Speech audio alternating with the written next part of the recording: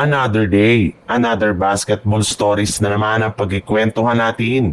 At ngayon nga ay ang pag-uusapan natin ang balitang 3-team trade para makuha ng Los Angeles Lakers si Nikola Vucevic at ang balitang pagkakuha ng Golden State Warriors kay Al Horford.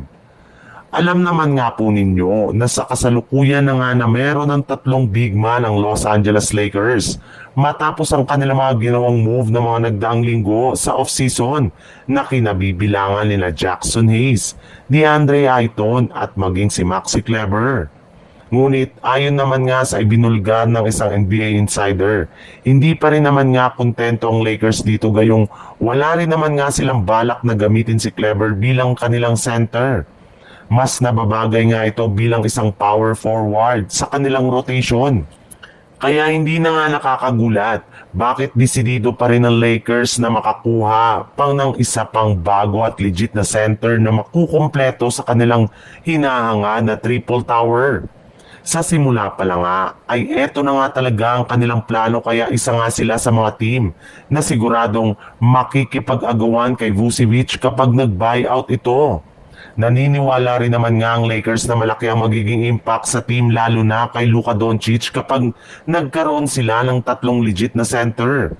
Bukod rin dyan, ay may lumabas rin naman nga na balita na pwede nga daw na hindi nahintayin pa ng Lakers na ma-buyout ito gayong maaari na nga nila siyang kunin sa isang 3-team trade gamit ang kanilang player na si Rui Hachimura.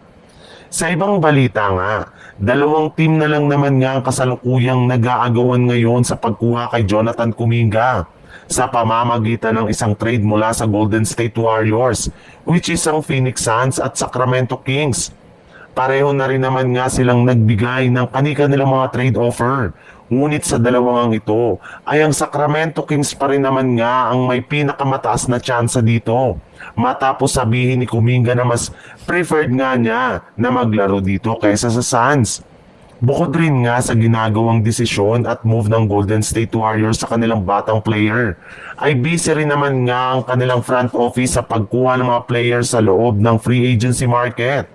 At sa kabutihang palad rin naman nga, makalipas ang ilang linggong pagkukumbinsi nila kay Al Horford, ay sa wakas, inaasahan na nga na pipirma na ito ng kontrata sa Warriors sa mga susunod na araw.